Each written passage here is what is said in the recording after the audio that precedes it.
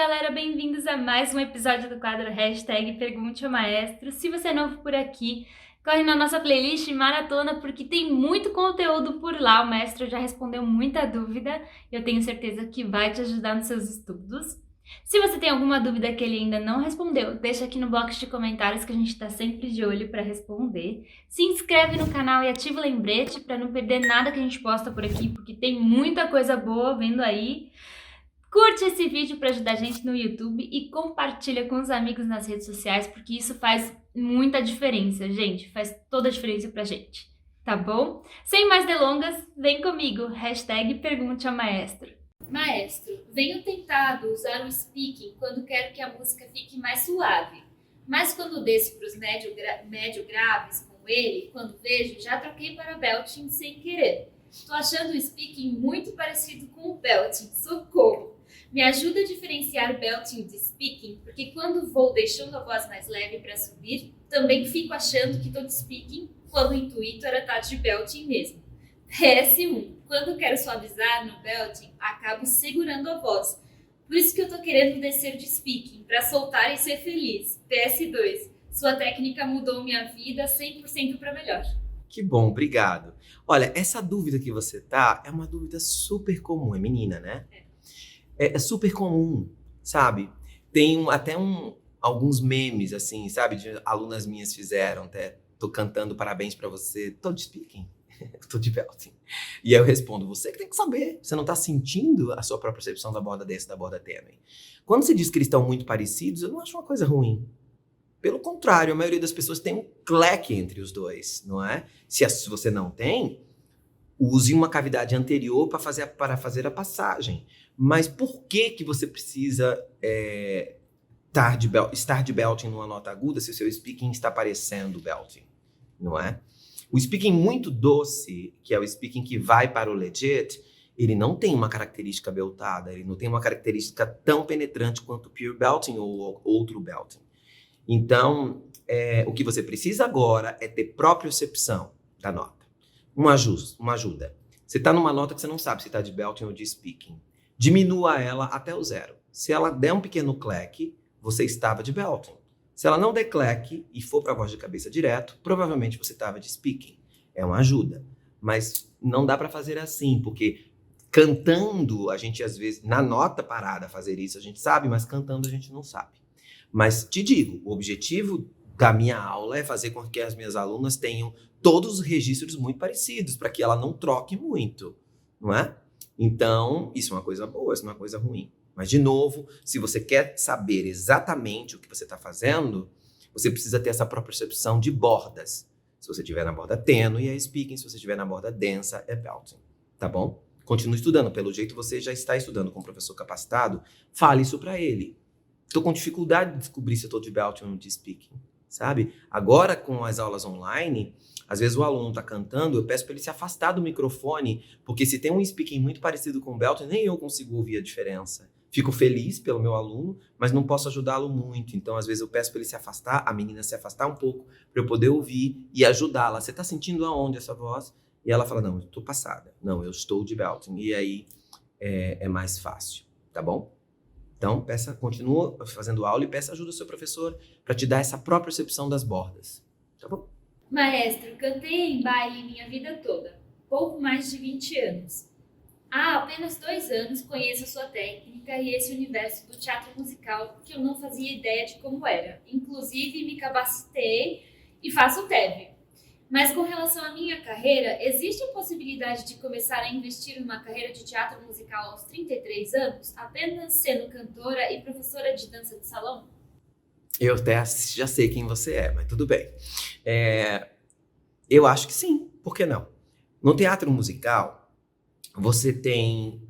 É um teatro muito realista, certo? Normalmente. Então, se você precisa de uma mulher madura de 30 anos para fazer o papel da protagonista, você não vai botar uma menina de 20. Precisa ter essa pessoa. As pessoas me perguntam, eu tô com 50 anos, será que eu tenho chance de fazer? Bom, você tem, porque no musical, quem vai ser o pai da Bela? Não é? Um cara de, no mínimo, 50 anos. Não pode ser um cara de 30 o pai da Bela. Vai ter que usar muita maquiagem. Tô assim, sendo mais cri-cri possível, assim, com relação a isso. Então, existe uma variedade de idades para casting no teatro musical, o que às vezes não é seguido, eu sei disso.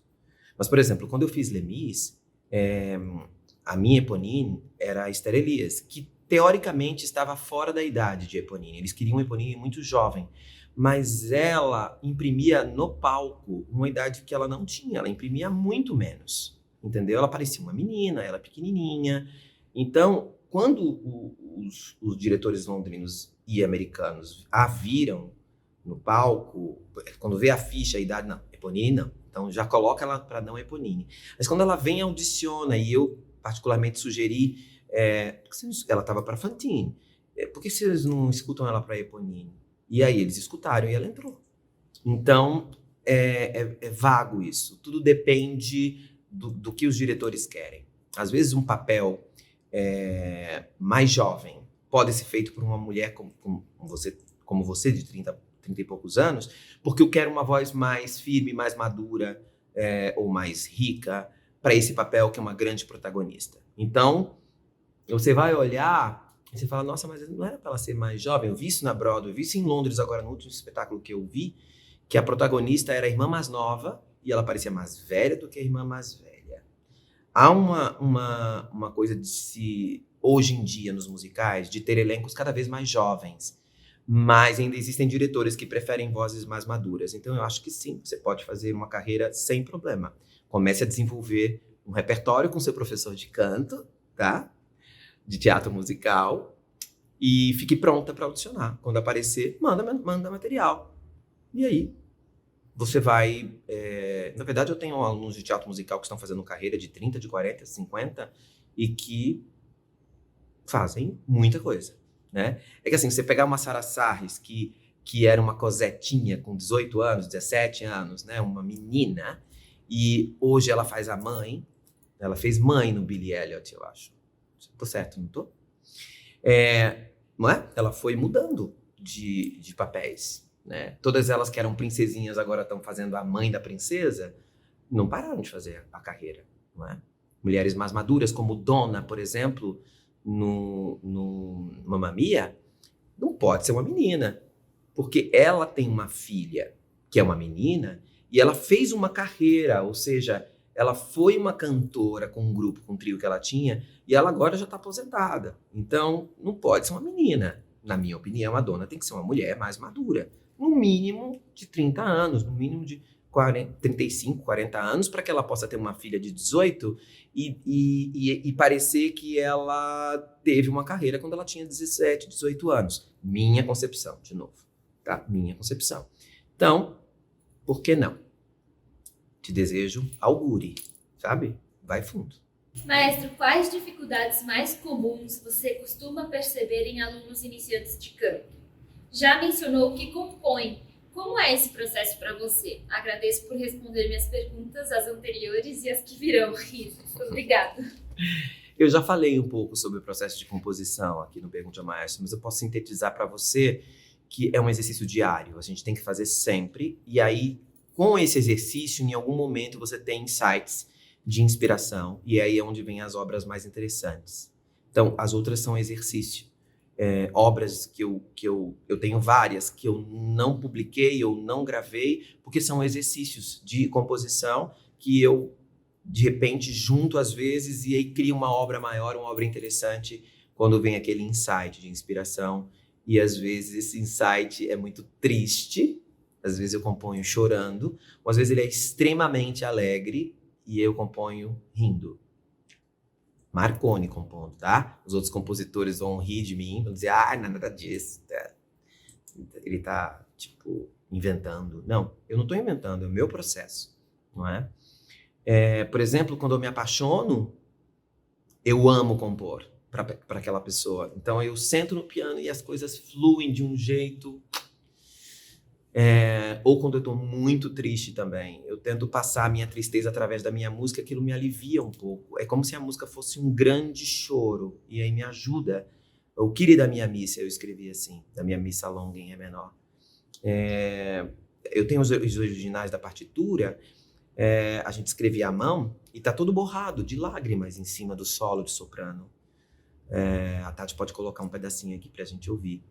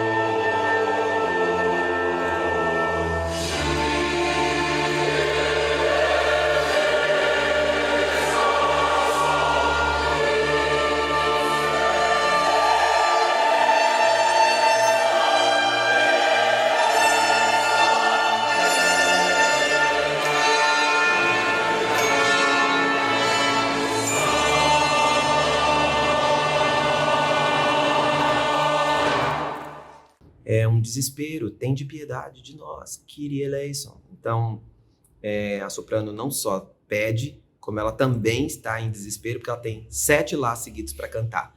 É cansativo e desesperador para ela também. Mas eu quis colocar esse drama, essa dor que eu estava sentindo naquele momento. O Senhor tem de piedade de nós. E então, acho que é um bom exemplo de composição. E com relação à sua outra pergunta, que é?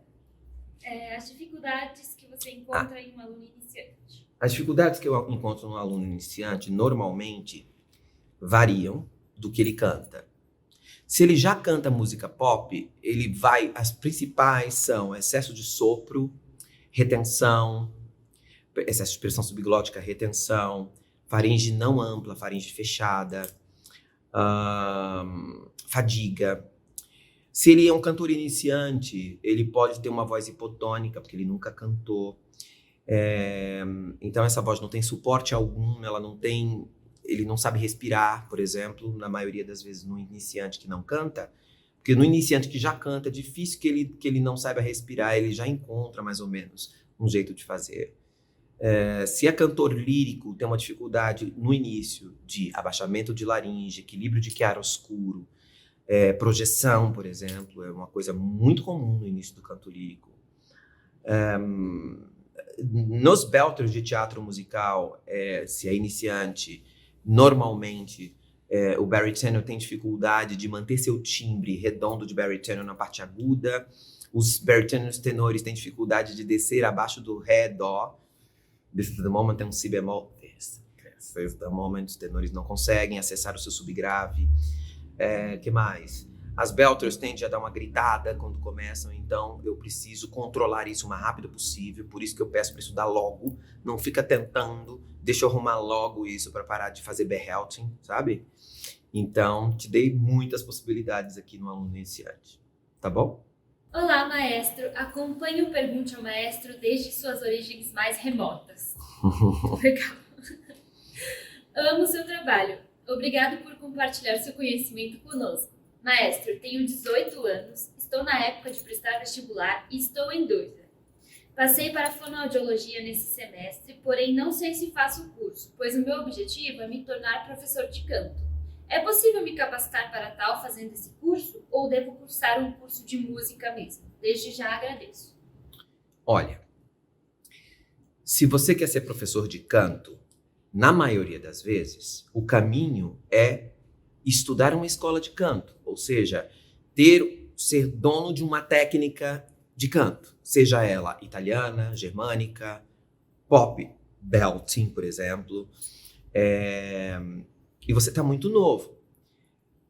Na fonoaudiologia, o que você vai estudar? Você vai estudar muito mais coisas que não dizem respeito ao canto. Então, resta saber se você quer isso. Porque é fono-áudio. Então, você pode trabalhar com fonte, mas você pode trabalhar também com audiometria, por exemplo. Você pode... tem muitas coisas. Você pode trabalhar com voz falada, só língua, por exemplo. São muitos campos que você não vai se especializar nesse curso de fono. Você vai ter que se especializar depois. E se o seu projeto de vida é ser professor de canto e cantor, eu acho melhor você tentar fazer um curso de canto. Mas temos um problema aí. Fazer um curso de canto, você já tem que ser um pouco cantor, porque você tem uma prova específica para fazer. Entendeu? Então, eu não sei se eu posso te ajudar nessa escolha. Às vezes, fazer um curso que tenha mais a ver com canto, por exemplo, licenciatura com habilitação em canto, talvez esse seja o melhor curso para você que quer ser um professor de canto. E aí, paralelamente, você melhora com um coach os seus skills de canto. Ou seja, eu sei o que é a escola italiana, eu estudei escola italiana, posso dar aula desse método, inclusive tem o meu repertório todo. Eu sei o que é belting contemporâneo, eu sou capacitado pelo maestro Marconi Araújo. Eu sei o que é, sabe, você ter o aluno, ele precisa saber que você foi capacitado de alguma forma, ou pelo ambiente acadêmico, ou por cursos complementares. Mesmo quem tem curso de bacharelado em canto, né, vai, às vezes, no seu mestrado e doutorado, se especializar. Então, eu, por exemplo, fiz um curso de regência e composição, meu bacharel. E depois eu me especializei em canto, porque eu já estava fazendo canto na época, mas eu não queria mudar meu curso para canto, porque eu sou maestro também, compositor. Então eu queria ter as duas coisas. Se eu for fazer um doutorado, eu vou querer fazer em outra área, para eu poder me especializar naquilo também, e que isso me ajude a ser um melhor maestro, que é o meu curso, né, inicial. Então... existem muitos alunos meus que, por causa da prova específica, não fazem canto realmente. Fazem cursos como ator, por exemplo, ou artes cênicas, ou cinema, ou para que seja uma ferramenta para que ele use isso, e por fora ele vai estudando canto, né? Eu acho a fonoaudiologia uma boa ideia, mas, de novo, você vai estudar muitas coisas que não são as coisas que você quer. E como fono, você não vai dar aula de canto, porque as pessoas que vão te procurar são pessoas que querem fazer tratamento, não é? E não cantar. Você não vai ser repertorista, né? Fono não dá aula de canto, a não ser que tenha uma formação de canto, entendeu? Espero ter te ajudado. Maestra, a gente tem 2 perguntas sobre vibrato, de um homem e de uma mulher. Uhum. A primeira: tenho vibrato caprino e quero resolvê-lo. Como faço? Devo me acostumar com notas lisas e depois modificá-lo? Segunda pergunta: meu maestro, professor amado, estou há 1 mês fazendo os exercícios para ajeitar o meu vibrato laríngeo, mas confesso que estou apanhando demais. Não consigo sustentar o ritmo de 2 notas. Melhor dizendo, até consigo por alguns segundos, mas logo o vibrato fica tremido. Já estou me desesperando. Será que estou com um problema que estou passando? Será que este problema que estou passando tem a ver com a minha dificuldade com o ritmo em geral? Por exemplo, eu não consigo sustentar o ritmo de um chocalho quando tento tocá-lo. Minha mãe erra o ritmo e eu sempre atravesso. Acho que sou toda desritmada. E isso aparece no vibrato. Será que tem a ver? Não. Também quero dizer que estou maratonando o Maestro Flix já pela 2ª vez, com caderno e caneta na mão para anotar tudo. Beijos, você é fantástico. Obrigado, amor, obrigado. Olha, vamos lá, vamos por partes. Não, o fato de você atravessar não tem a ver com o seu vibrato. Porque, na verdade, o que acontece no vibrato é um comando neuromuscular que eu preciso decorar. Então, você precisa ensinar o seu corpo. Igual quando você vai andar de bicicleta, você começa com rodinha e depois você vai tirando a rodinha e cai um pouco, daqui a pouco você... consegui. É um comando que você precisa aprender a fazer. Os dois reclamam que em algum momento o vibrato laríngeo fica tremido e a gente chama de caprino, né? Que, na verdade, não é um vibrato, é uma espécie de defeito vocal. Isso você precisa de aula, realmente, para corrigir. E você precisa realmente começar com straight tone. Então, primeira coisa, para que ele pare, você usa o straight tone com a sensação de ar passando pela prega. A pessoa está cantando, aí você fala, passa o ar pela prega, como um navio, a voz fica lisa. Então aí para com esse tremor. Aí vai botando brilho, tará. Quando chega aí, você realmente precisa fazer uma oscilação de frequência, que não acontece de uma maneira fácil. Então existem mais ou menos duas formas de fazer. Uma é você aprender essa distancinha e ir aumentando a velocidade dela conscientemente. Ou você pegar o seu vibrato caprino, colocar bastante espaço nele e cantar ele na máscara. Esse talvez seja o melhor caminho. Porque por que o vibrato fica caprino? Porque você solta ele. Então você canta, eu sei que vou te amar. E você solta ele. Aí faz, por toda a minha vida eu vou te amar. Ele é meio soltinho. Então, eu nem fiz muito caprino, mas você vê que é solto. Eu tenho dificuldade de fazer vibrato caprino. Então, mas na música popular você pode usar. Ou seja, se você deixar ele menos tremido, você vai conseguir. Agora, se você fizer, eu sei que vou te amar, e ele vir caprino, e você afundar o seu espaço e colocar na linha, ou seja, para frente com apoio, sem soltar, você vai perceber que a velocidade do caprino vai diminuir. E aí você vai ouvir ele melhor. À medida que você vai colocando mais isso, mais fundo e mais frente, você vai conseguir melhorar o seu vibrato e ele não vai ficar caprino. Ele vai ficar sustentado pela coluna de ar. Então, vamos lá. Pega o seu vibrato que você ia fazer caprino solto. Eu sei que vou te amar. Sei que vou te amar. E você vai usar ele na linha. O único cuidado que você tem que ter, se você está estudando o vibrato laríngeo, que não venha um pouco de vibrato diafragmático. Porque se ele vier, você não faz o trabalho do vibrato laríngeo e o comando neuromuscular não acontece. O comando neuromuscular começa no diafragma. Eu sei que vou te amar. E aí você vai ficar com uma voz, com esse vibrato, que também não é interessante. Porque quando eu falo de vibrato misto, a mistura dos dois não é 50-50. A mistura dos dois é 80% laríngeo, 70% laríngeo e 30% diafragmático, se eu preciso aumentar a intensidade de ator. Tá bom? Então, trabalhe isso. Essa sensação de... Vou dar uma dica agora. Na hora que você vai vibrar, aumenta a cor e aumenta um pouco o seu volume para você sentir a voz sustentada e não mole. Tá bom? Isso vai ajudar bastante a diminuir o vibrato caprino. Aí, com o tempo, você vai aumentando a amplitude dele com a sensação de oscuro, porque o oscuro aumenta um pouco a amplitude desse vibrato caprino, mas você vai ter controle sobre ele, tá bom? Espero ter ajudado os dois. Maestro, admiro o seu trabalho. Tenho 17 anos, a minha voz, no momento, está mais para contratenor, pois sinto um buraco enorme entre a borda tênue e a densa, e não subo muito com a densa, minha textura é muito pequena. Percebi esse buraco nas vozes de sopranos também. Tem alguma relação fisiológica no geral ou é só coisa da minha cabeça?